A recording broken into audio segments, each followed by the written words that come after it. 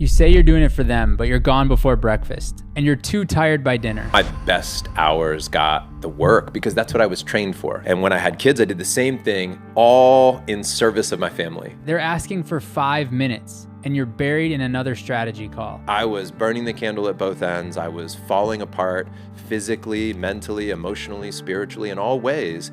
And I was literally giving myself into an early grave. You call it providing, but maybe it's just the one place you still feel in control. The argument was, I'm doing this for my family. Yeah. And then what has come to the light for myself and many people in our community is like, we did that in the beginning until we realized that was really just an excuse to go do the thing that we love to do, that we were used to doing, where we feel significant and powerful and impactful, because kids are really, really hard also. It's easier to impress a room of strangers than sit in a mess at home. And that's what led to Tatiana. After I had landed my biggest speaking gig and the charity was doing great and I had written this book about moment making for other people, she said, "You're more of a moment maker for the rest of the world than you are for our family." And she was right. And one day, she'll stop waiting. They'll stop asking. And you'll ask yourself, what do they remember? And that's what turned into Front Row Dads, because I realized I was a businessman who happened to have a family, and I wanted to be a family man who happened to have a business. This is Jon Vroman.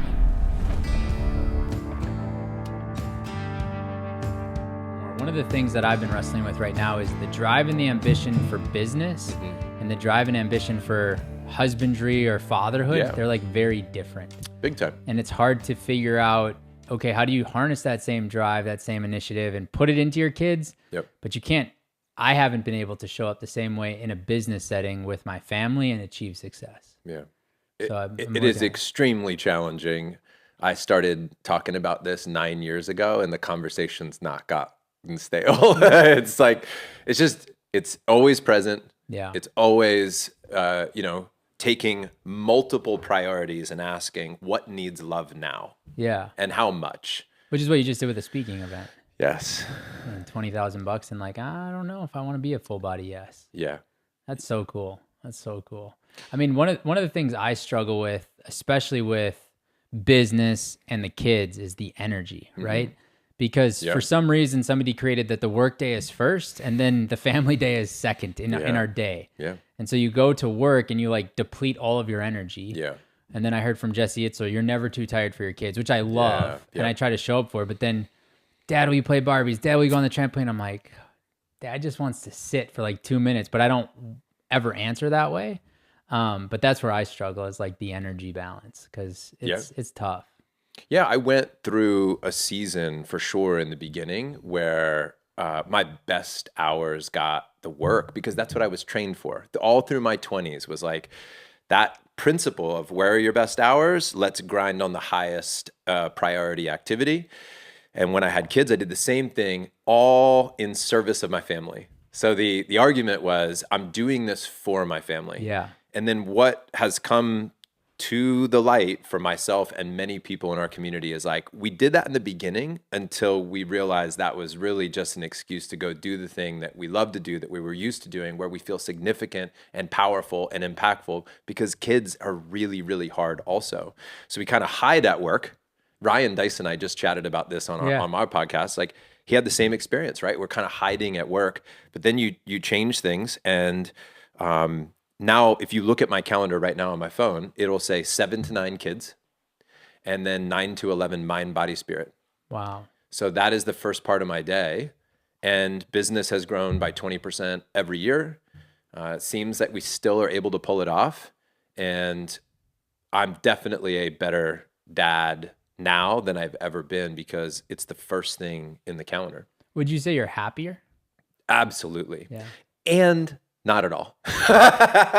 No, for real. That's my real answer. Yeah. Absolutely. And maybe not. Yeah. Because when there's some pieces I look back on when I was younger and I'm like, oh dude, that was the happiest. I was level 10 happy. Yeah. But there's a level 10 happy that comes with that ignorance is bliss asterisks along with it.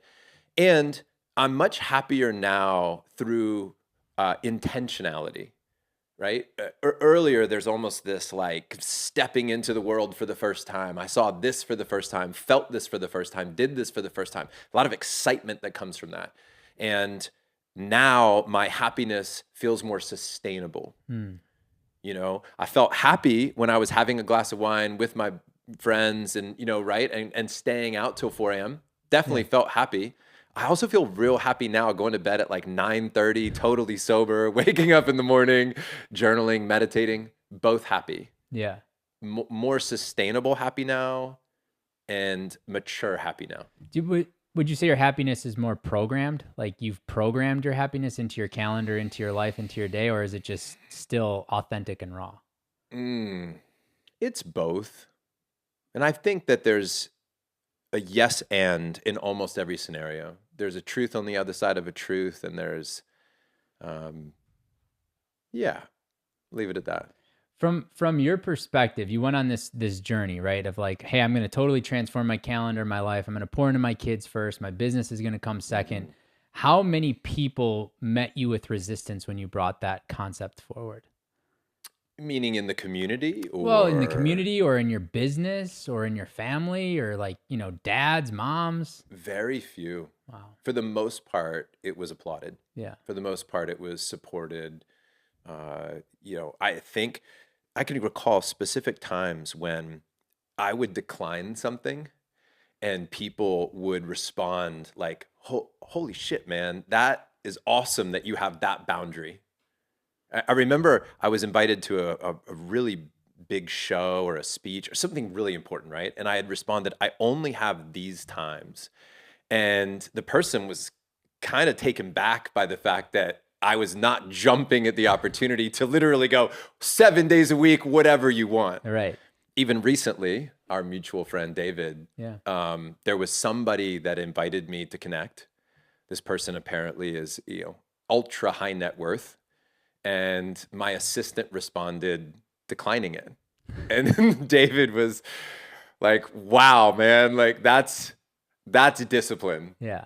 And I had to sit with this okayness of disappointing people or shocking people. But most of the shock and disappointment was followed very quickly with, good for you, man. Yeah. Way to have boundaries, way to prioritize. But you didn't really give a shit what people thought. I do give a shit what You people do. think. And I don't want to always. I'm for sure a people pleaser. I have a part of me that is a big people pleaser. And we could do the whole, like, where did that come from in my childhood and why did I become that way? But I very much wanted people to approve of me, to love me, to think I was great. I wanted everybody to be happy. I don't like disappointing people. And even today, I don't like it when people are mad at me. But I'm willing to stand in that fire now. I'm much more likely to say or do something where somebody will be upset with me, and I'll sit with that. But what happens is I'm still uncomfortable, but I've learned to be in the discomfort in a way that I can like sustain it. What did it take for you to get there? I think in the people-pleasing world, I think I had to feel the pain of what it was like to sell my soul out to please somebody and then feel the pain of that. And I'll give you a great example. It may not be the best example, but it's what comes to mind. So in 2006, I started Front Row Foundation, right? And this charity helps kids and adults who have a life-threatening illness to see the live event of their dreams from the front row. So if somebody Googled that, they would probably still see our website, but it closed down about a year and a half ago.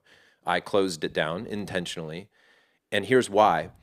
That mission started with a lot. It was pure. It was love. It was significance. I want to make a difference in the world. I want to help people. A lot came from a really good place.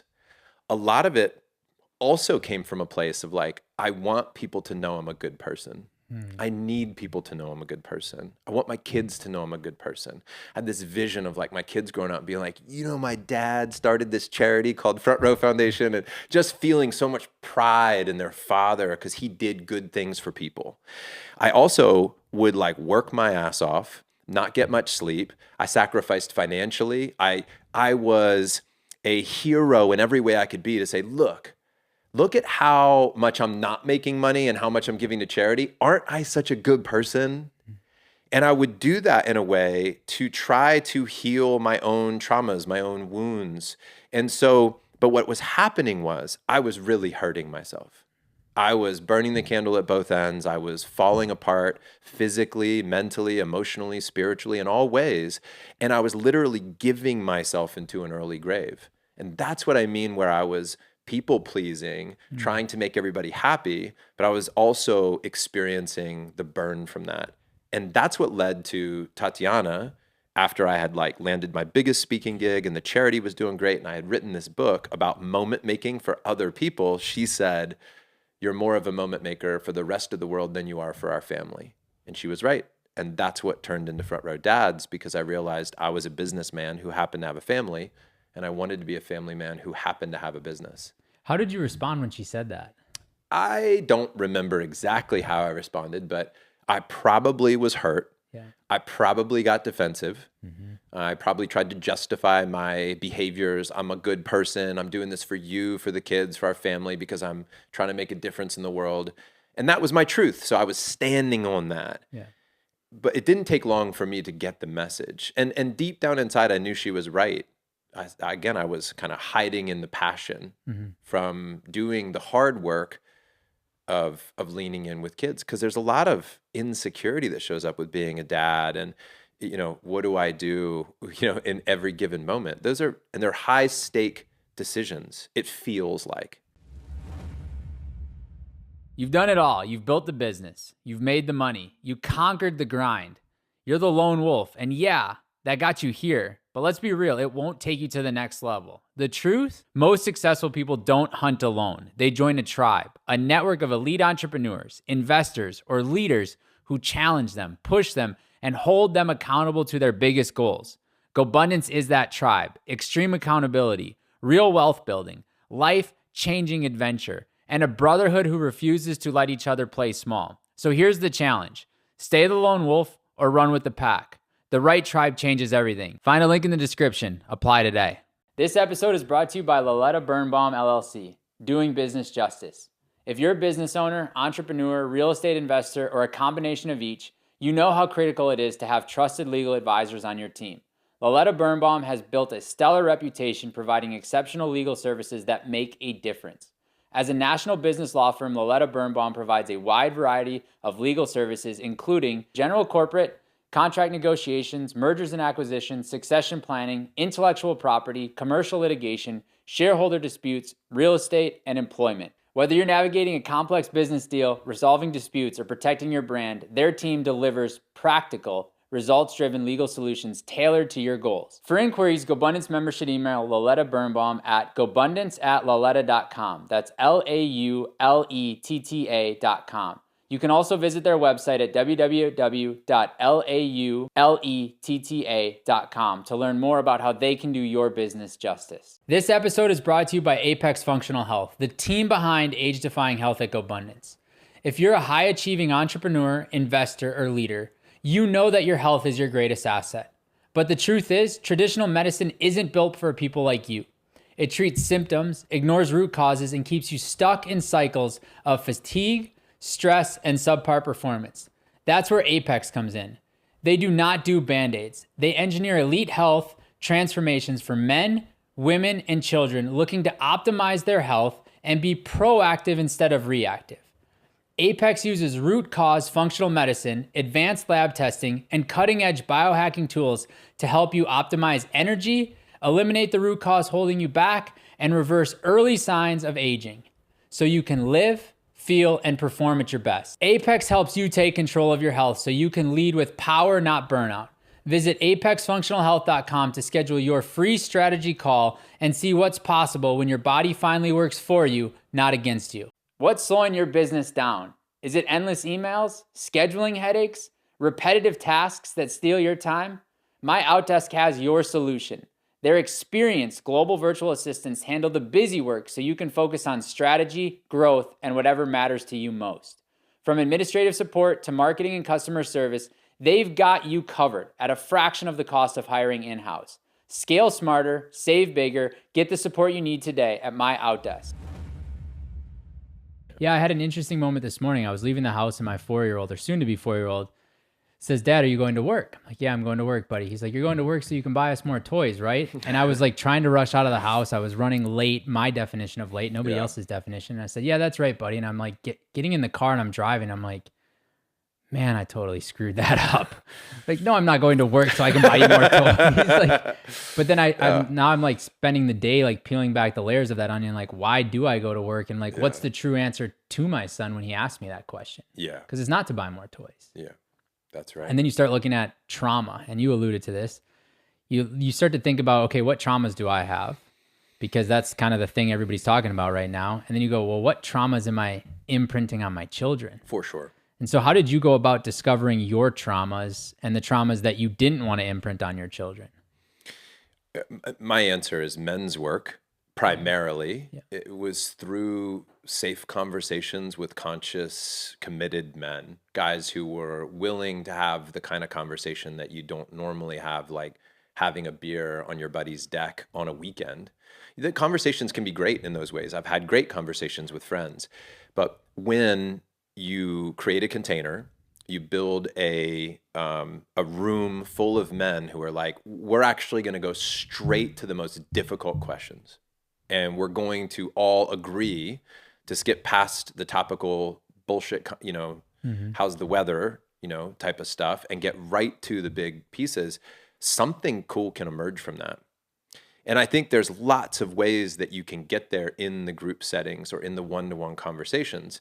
Countless ways, and we could talk about all of them, but that's where it happens when two men are like, let's find out. Again, somebody who's very close to me recently came to me and said that he had an interest in men's work in a small group setting so that he could find out what's really in there. And this is a person who has lots of friends, lots of connections, lots of opportunity to do the work. But there was still this quest of like, if I had a small group of people, like a handful of people that I fully trusted, and that's a big part because what I hear a lot from very successful men who have lots of friends, lots of male friends, even significance and influence in the world, is they're like, I don't know that I fully trust men. Like they still might be after my business. They still might be talking shit behind my back. Maybe they might be after my wife. They might be after whatever. There's this something within them.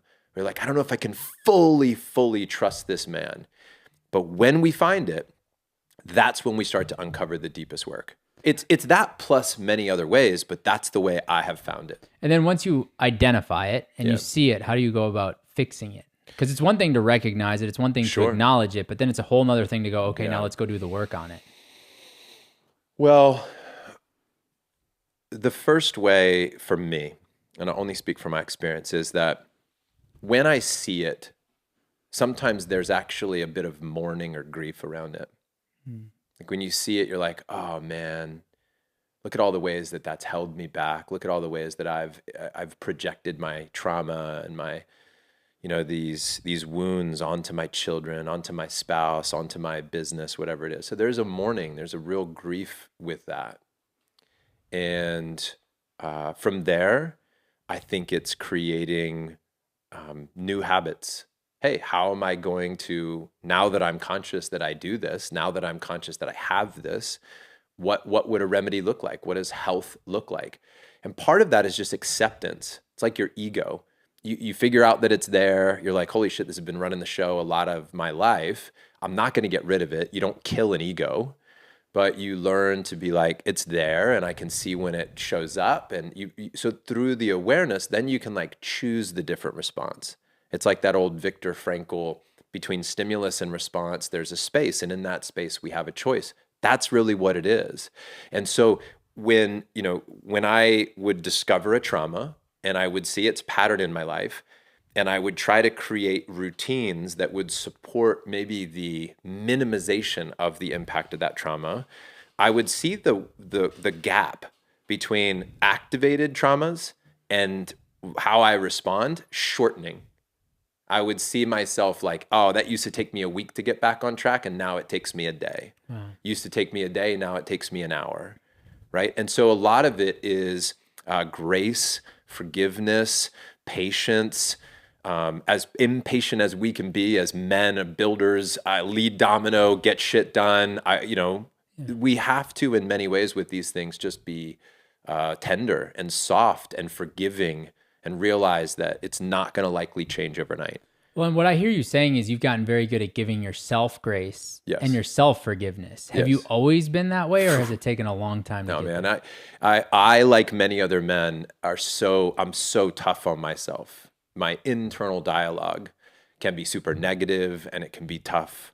And when I became aware of that too, even like as a young man in my early 20s going to a Tony Robbins event, first learning about limiting beliefs, I'm like, holy shit, this has like been running my life. And it was amazing. And then now I'm 49 and I'm still uncovering these. So I'm much nicer to myself these days. I'm much softer with myself and other people. I'm much more compassionate and understanding when, and it's not always easy for me because I can still be very judgmental about people and myself.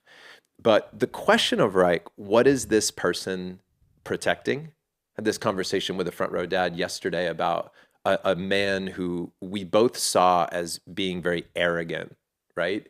And intense in his arrogance. And the question came up of, what is that man's arrogance protecting? That's a beautiful question. And when you start to see that, underneath anger is really fear. So instead of that person just being angry, you're like, what are they scared of? Oh, they're scared of not being enough. They're scared that if they don't win this thing, that they're going to literally fall apart and their kids won't eat and their marriage will fall apart. Like they're afraid. And then when you see somebody as afraid, or when you see the little one inside somebody, so instead of, the ass-kicking Matt that just crushes it in life, like the 10-year-old Matt. Yeah, let's look at the little boy. The little boy, that's so powerful, man, for others and ourselves. And then how do you, with two awesome young kids, help them manage or mitigate their negative self-talk? Like, how are you helping them with that dialogue?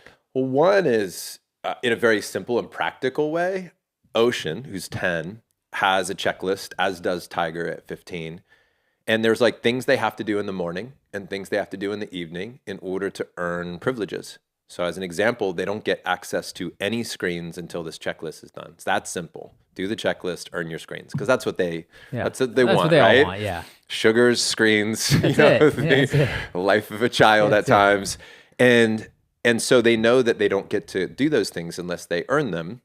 And one of the things that Ocean does is he reads an affirmation. And I'll write that affirmation using AI now by feeding, here's who my son is, here's what I see, here are his strengths, here's what I'd like to see him develop in himself. And then I write the affirmation and I have him, and he reads it, but he has to read it out loud. And I tell him, you have to read it out loud. I have to hear you read it. For the check mark. Yes. So he has to read it out loud. I have to hear him read it. So it just happens like over breakfast. I'm cooking eggs. He's reading his affirmation out loud. It's beautiful. And then I'll occasionally rewrite that and hang a new one up. I have the same thing for Tiger. And I think those are some of the ways that we can help with the inner dialogue and also talking with our kids. So Tiger at 15, I'm doing things that I haven't done with Ocean yet because he's 15. Okay. I'll give you one that happened yesterday, by the way. We're in the car and I said to Tiger, hey, imagine you're an adult and you're a dad. Whether or not you have a family, just imagine that you are. And let's say you're roughly my age. What is it that you think now at 15, looking at my life, you're like, I want that my dad has.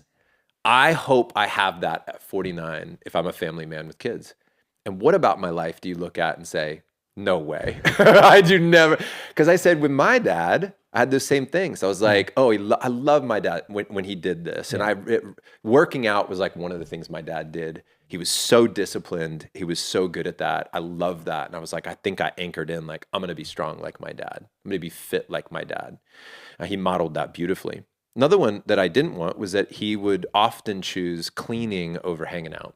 Organizing the garage, organizing things, that was more important or felt more important. So I was like, what you said earlier, when my kids ask to play or do something, I'm going to attempt to lean in and do that, even if it's for 5 minutes or 10 minutes or whatever. I'm going to attempt to say yes more than my dad did. Yeah. But this beautiful thing led to this conversation for Tiger. And what I'm ultimately trying to do is get into his head about what he sees that he either wants or wants to avoid. And to me, that bringing awareness to things, having like open conversations is the answer to understanding ourselves. And so I'm getting back to the question, or I think the topic at hand, which is how are our beliefs formed and are we talking about them? Because I think one of the most dangerous things is silence. And parents miss the boat with this with their kids, where they're afraid to talk to their kids. They're afraid to get into these big subjects.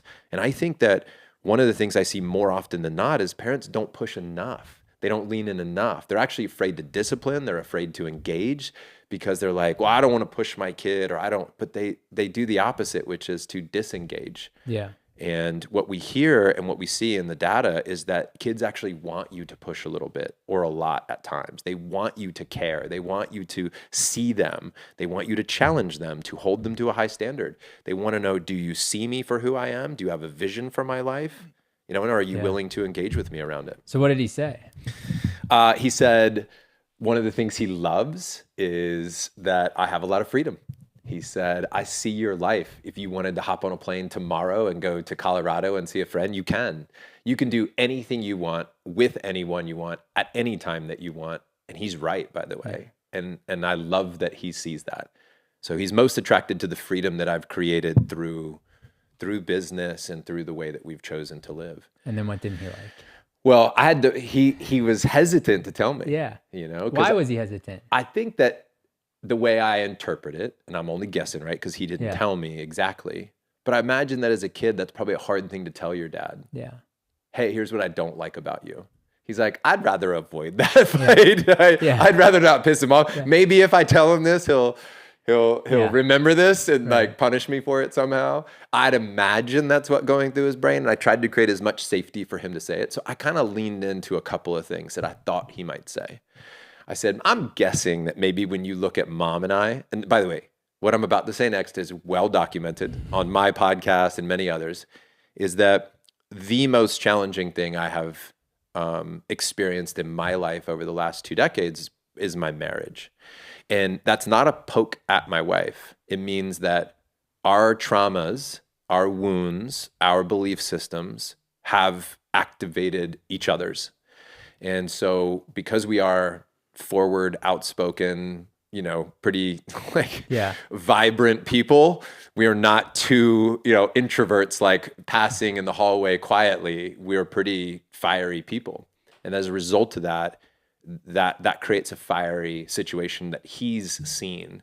So what I said was, I'm betting that you're looking at my, Mom and I saying, I don't know if I would want to replicate what looks like a very intense relationship. And he kind of laughed.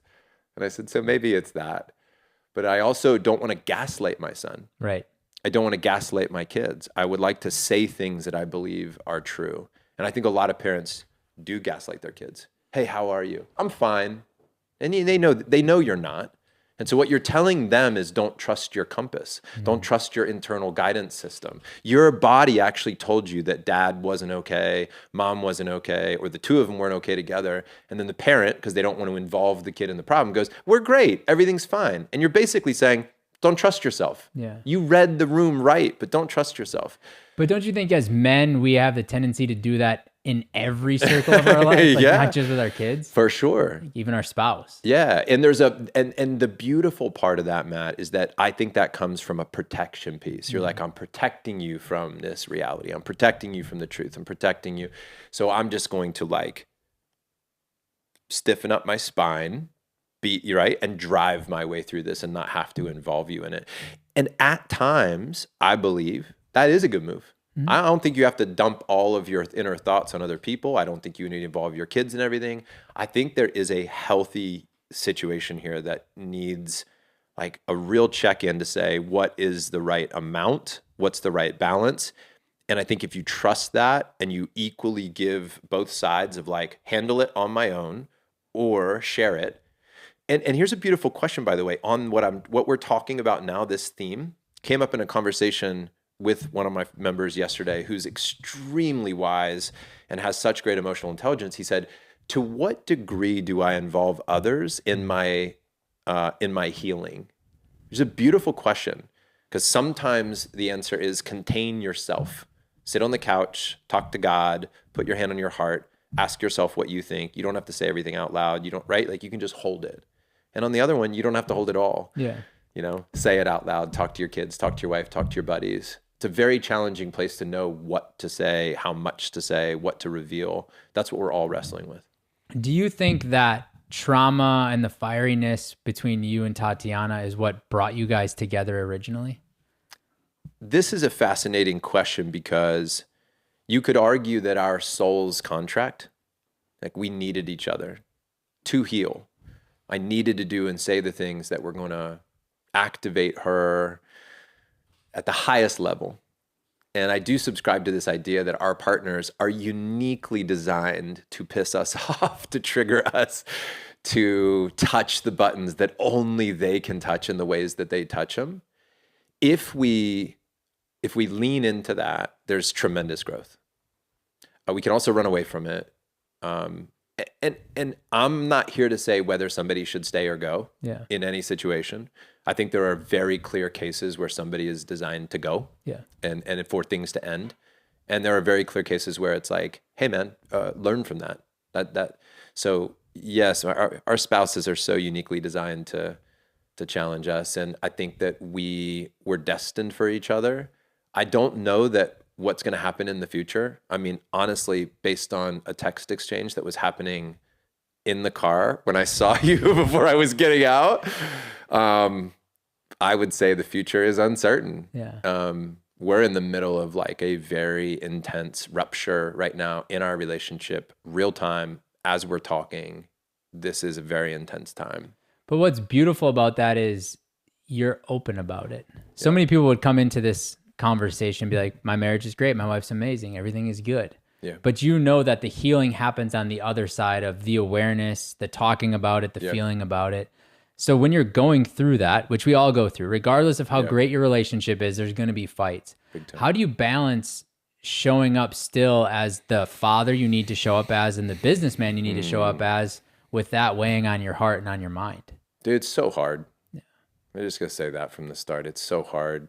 I said to my team this week, I posted in our Slack channel to the staff, I said, hey guys, got a few things that are weighing on my heart right now. I'm not at my best. I'm going to ask for your grace, your support. I won't be as responsive or engaged right now as I navigate what's a difficult season for me, which may last hours or days. I'm not quite sure. Just know that I'm giving myself, my family, and you all the best I can. So if it's just not up to my normal standard, you know why. And that's it. I just left it at that. And our team responded and has always responded beautifully to that type of honesty. Well, but you never apologized for it. Yeah. You didn't apologize for not showing up. You just said, this is what I'm going through. Let me tell you what's going on. Because you don't need to apologize for what you're going through. Exactly. But we often, as people, feel this desire, probably from the people-pleasing thing, to say, hey, I'm so sorry, I'm not as responsive. I'm going through something right now. Yeah. Yeah. The apologizing piece of all this is very interesting. Yeah. And we could spend a lot of time talking about that. This, I'm sorry. And also just sitting with the okayness around things not being great and asking for what you need from people. I think that's the other piece. I do it with my kids. I actually sent a message, to my son today, and I was like, hey, things are a little tense. I just want you to know so you don't take it personally. Because what will happen is I'm in it with Tatiana. We're disagreeing. I've got big energy. And then Tiger walks in the room and he's like, can we go driving? And I'm like, no driving today, And it's like, he's kind of like, what did I do? Yeah. And I, at times, don't even have it in me to tell him that it's not his fault. I'm just stewing in my own emotion. And other times when I am more conscious father, I will pull him aside. I'll put my hand on his chest and his heart, and I'm like, hey buddy, I just want you to know, mom and I are a little bit of a rupture right now. We're working through it. It's not you. So if I'm short with you, if she's short with you, if you feel the tension, just know that this is not about you.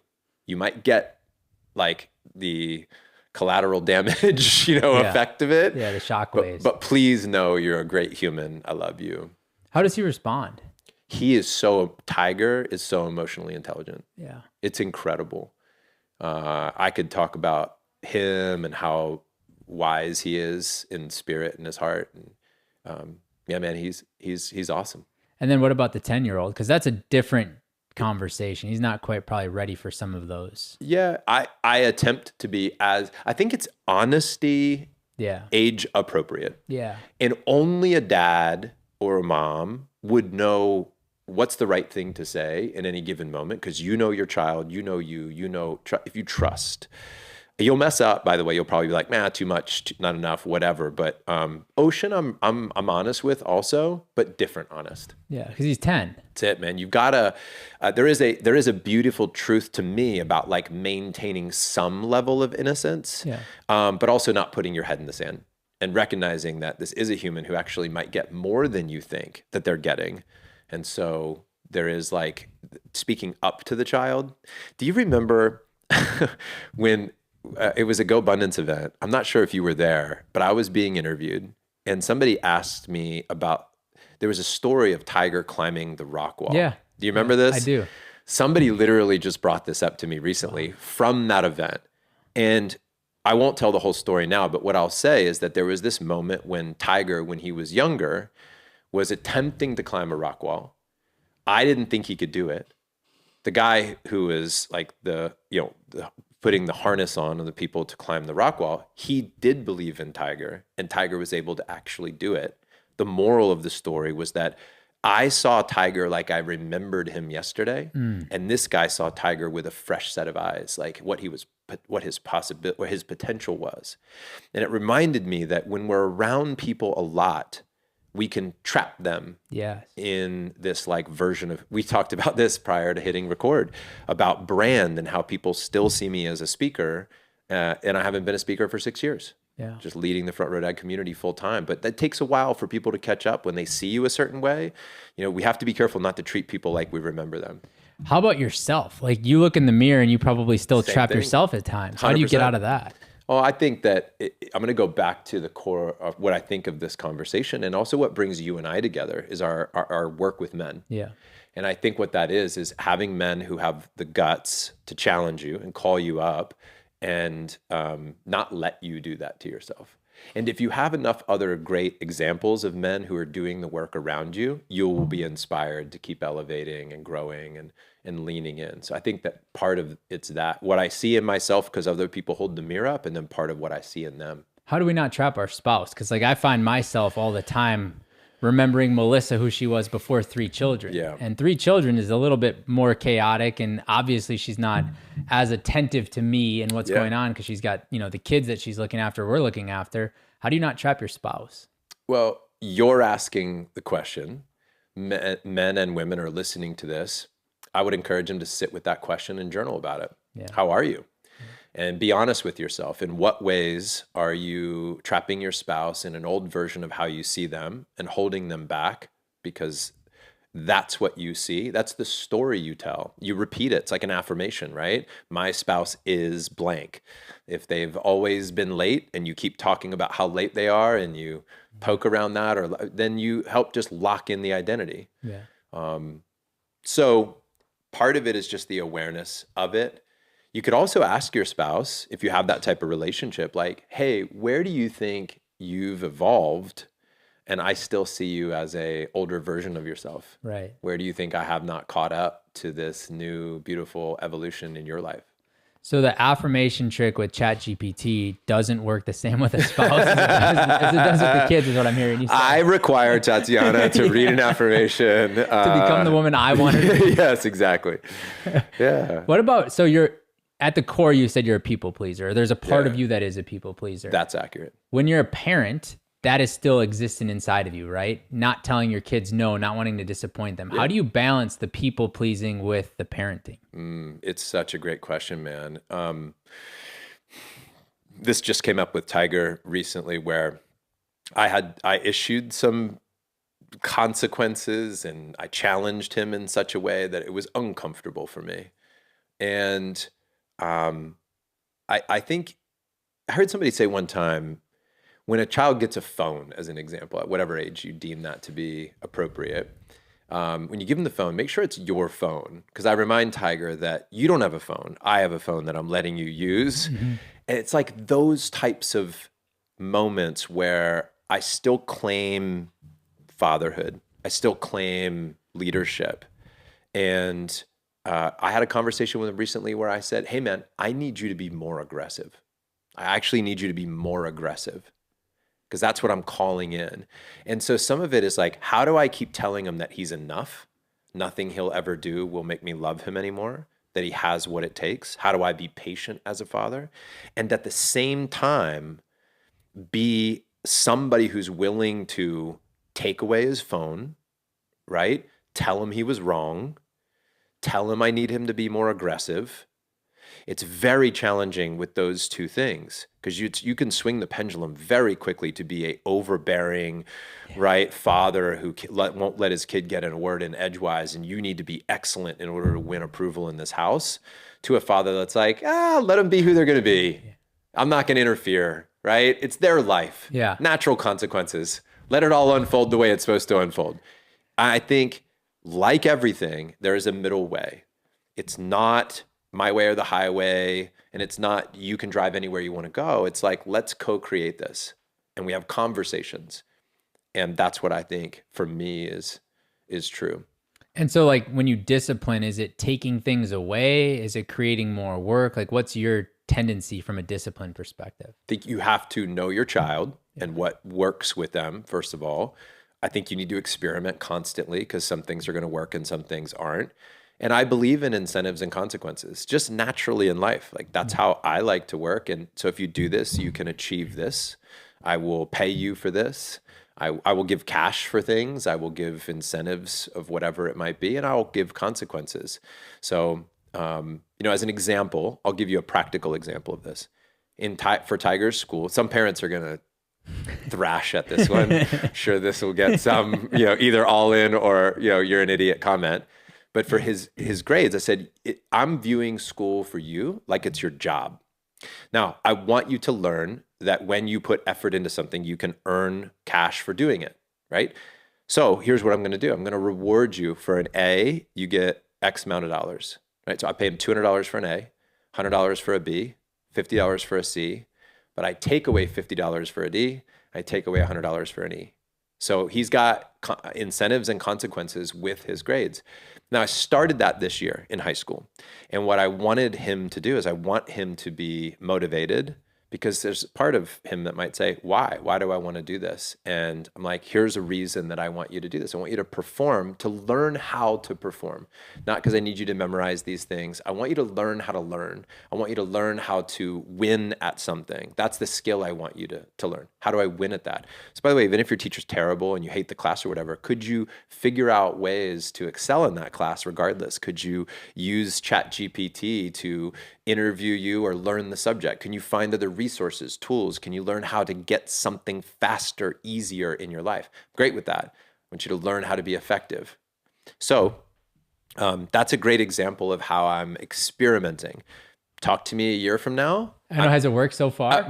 Right now it's working great, right? It's working great because it's also giving us something to talk about. I'm like, oh, dude, you're 1 point away from another $50. And he's like, I know. And it's cool, right? It's really cool. And I'm like, dude, you got a D. You're going to lose some cash, man. You don't lose this money. Like, what kind of car did you want? We're going halvesies on the car. Let's get that car, man. So it's treating him like I would want to be treated. I want people setting goals with me. I want people talking about incentives. I mean, we know in business, hire great people, incentivize them, get out of the way. Yeah. Why does it need to not start earlier with our kids? What does legacy mean to you?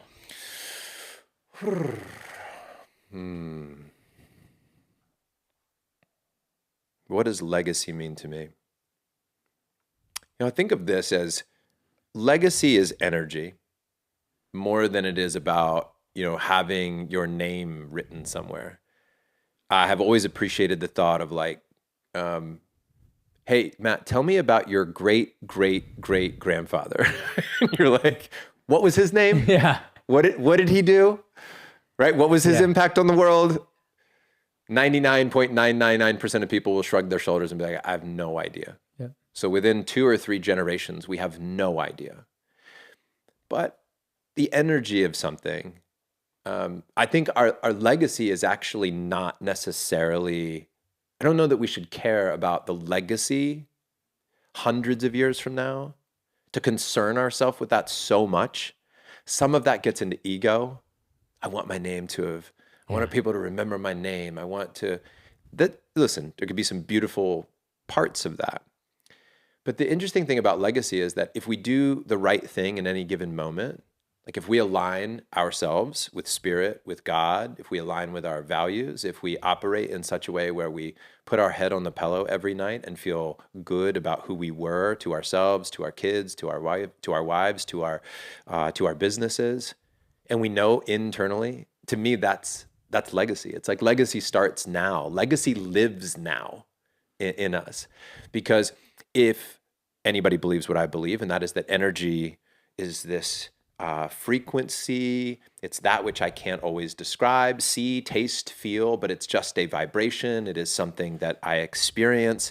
If I'm vibrating at that frequency, then I'm doing good in the world. I don't know where that ripple goes. I don't know what impact it has, but I've got to believe that if I heal, generations. You may have heard this before. It's like healing generations before me and after me. Yeah. How the fuck do I know if that's true or not? I don't really know, but it's a beautiful thought. Yeah. And if it helps me feel good in my body today, that in some way, because of who I've chosen to be and how I chose to show up, that I might be able to heal people around me or impact, that which I can't see at times for the better, that to me is legacy. So legacy lives now is how I would sum that up. Yeah, I always love the saying. People will say, how are you going to leave a legacy? And I think the only way to leave something is to live it. That's it. You have to live it. Yeah. And when you talk about like living and spiritual and energy, like I kind of want to lean into the concept of I'm very spiritual from an energetic perspective. Right. The universe is like a river. It's very like flowing. And if I can tap that flow, it's abundant. But you've also mentioned God a lot. So how do you balance this spiritual sort of energetic energy and then also this figure, this godlike figure? Are they one and the same for you? Are they two different things? How do you play with that? It's the same. It's the same. Yeah. So whatever word we use, and I love the thought that we're just making sounds with our mouth, right? We're these two animals going, ruh, ruh, ruh. Yeah. I say God, right? Like I make this sound with my mouth and we all think that we know what the other person means when we make that sound. Yeah. But we're these primal creatures grunting into microphones right now. Yeah. Trying to understand each other, trying to feel like we can relate and we can ultimately feed ourselves, protect our children, and to thrive. That's what we're doing. And whether you call it doesn't matter to me. To me, God, spirit, life force, source, right? All the names I could give it means the same thing to me.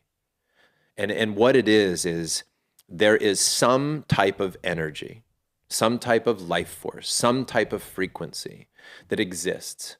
And I'm not offended when somebody says God and they have a version of what that is. If somebody's tapping into something that is supporting them in their evolution, beautiful, good for you, right? Good for me.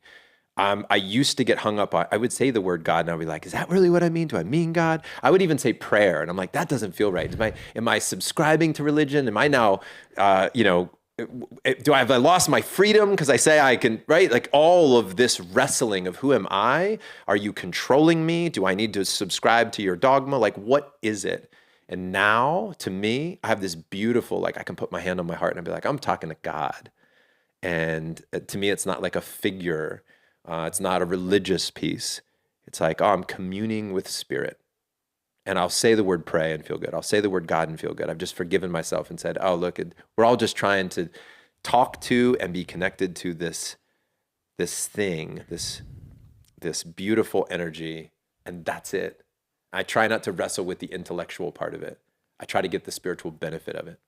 But you've also removed judgment from that. Because what I hear you saying is you used to have all of these judgments, Definitely. these four corners of the box, and that was all you saw. And then you've ripped out the judgment, and now you see so much more possibility with it. Yeah, it's like, I'll give you a great visual. I was, so I grew up in a church, and then I left that church, and then I've since, as an adult, like gone back to churches to see, how does this feel now? Yeah.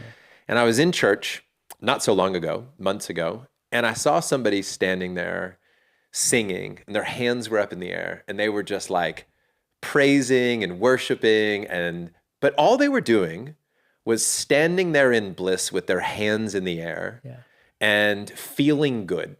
So take away all the judgment about like, right, why they're there, what they're worshiping. Who cares? They feel amazing. Mm-hmm. And then I'm imagining this EDM show that I'm at, right? And the DJ and people standing with their hands in the air with the same smile on their face. And what I realized was that wherever we go, whatever environment we're in, if we are feeling alive, if we are feeling inspired, right, in spirit, then that's a beautiful thing. So I don't judge. I think that I have amazing friends that are Orthodox Jews. I have amazing friends that are Christian. I have amazing friends that, practice no religion. And at the end of the day, I want somebody to feel connected to what I call spirit. So yes, I've removed the judgment. I think there's very unhealthy pieces of Christianity. I think there's very unhealthy pieces of Orthodox Jews or Judaism. And then I think that there's very unhealthy elements of somebody who has no religion. I can see pros and cons for all of it. Yeah. And you see the pros, you see the cons, but you just continue to choose what resonates with you. Yeah. Without judgment, with just pure curiosity. Like, I'm going to go check out a church this week and see what it looks like. And oh, wow, that's beautiful. Look at how she's showing up. Not why is she here? Not what is she doing here? What is she looking to get out of? Just like, look at her. Like, that's amazing. That's beautiful. I want to subscribe to the things, Matt, also that when a leader, right, says, trust yourself. Yeah. Look within. I lean towards that. So if I am in church and somebody would say, if the pastor would say, or would, and I've heard this, it's this version of like, don't trust yourself. Yeah. Only trust the Bible. Yeah. Only trust what the Word of God, right? That I run the other way. Yeah. I think that's dangerous. Yeah. In cults, right, or communities where it is unhealthy, they're like, don't trust yourself, trust me as the leader. Okay. So in Front Row Dads, our motto is, look, we invite you to do things, consider things, think about things, but at the end of the day, you're a grown-ass man and you should do whatever the fuck you want, because that's the only healthy outcome. Have these conversations, hear all these other models of how to do parenting, how to do marriage, how to do business, but you decide. Only you know what's healthy for you. And that's the only one that I want to subscribe to, is trust yourself. Do you still find moments where you don't trust yourself, or you don't trust your intuition, or you fight it? Or are you pretty good at leaning all in all the time? Much more lately. I'm great at just pausing, putting my hand on my heart, and then, we need to go left. Yeah, we need to say yes to that. I'm a no to that. I'm very good at that now. And I will at times go, ooh, I have a very strong voice saying yes. I have a very strong voice saying no. And then I laugh and I go, oh, in this case, we can just flip a coin. Yeah. Like, we can let fate decide, because there are times in life, I believe, that there are equal parts good as bad. I can see 5 reasons for yes. I see 5 reasons for no. Life is not very simple that way. There are pros and cons. And if it gets too muddy, let fate decide. Yeah. Then just surrender. It doesn't matter. Lean into one, right? Yeah. Flip a coin, ask a child, right? Spin around, point your finger. It doesn't matter. But then just travel that path, and then, and then you'll decide what to do from there. Yeah. So much easier for me to make decisions now. And this idea of checking with my body, I think what I've seen with men is, as they get older, I've experienced this, I've seen other men experience it, they value their body wisdom more the older they get. Very early on, it's in their head. Does it make sense on paper? Can I draw that out on a graph? Does it make sense intellectually? As they get older and they get more attuned to their body, They're like, oh, my stomach feels a certain way. My shoulders feel a certain way. Like they're actually more embodied in their decisions. And to me, that's what a full body yes means. My brain is involved. My heart is involved. My gut is involved. I have all these brilliant cells in my body that are reacting to this and telling me. We can call that intuition. We can call that gut instinct, whatever it is. But that is to be trusted to some degree, right? I'm not saying all the time, 100%, but definitely to be trusted. So it's going to be ironic because not coming from a place of judgment, but purely a place of awareness, because you've had so much exposure to men, specifically fathers, through what you've done with Front Row Dads. Fundamentally, in today's day and age, where are men screwing up most as fathers? They're not engaged. Yeah, they're not embodied. They are not claiming their power. And I'm not talking about abusive power, yelling, screaming, punching things, which I have done all of those, by the way. But I'm talking about a solid man, right? Well, I call that a solid man, a man with range.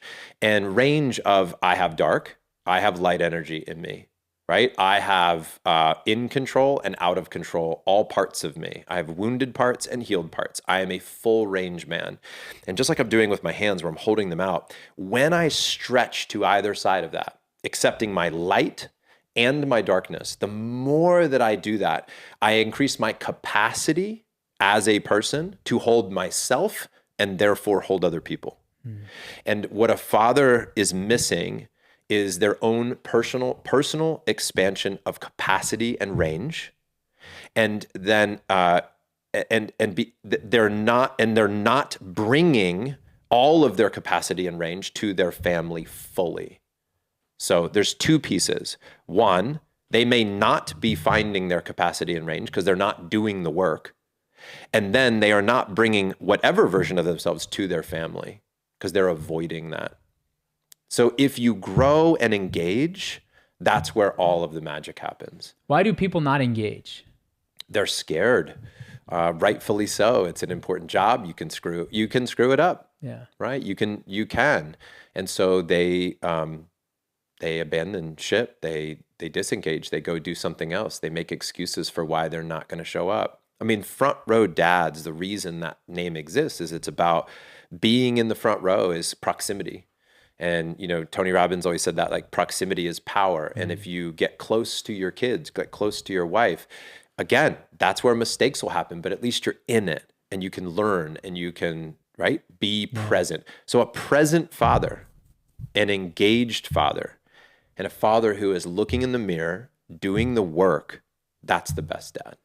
So outside of your relationship, where in your life are you most flirting with disaster? I don't want to give you an easy out. No, I love this question.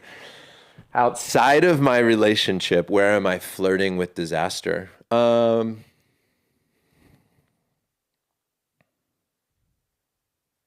Two areas. One is with health. This may sound crazy, but we know that we have some mold in our house. Uh-huh. And we know that from testing. We've tested our bodies. We have mold in our bodies, we know. And I think that we keep saying, we're going to remedy this. We're going to get it taken care of. And I think that mold is such a serious topic that I'm kind of flirting with disaster by maybe not taking it even more seriously. I am doing things. I am taking action, but I could be missing something there. I do feel like that's flirting with potential health disaster, right? I think at work, where I'm flirting with disaster is not getting the right who in place fast enough to where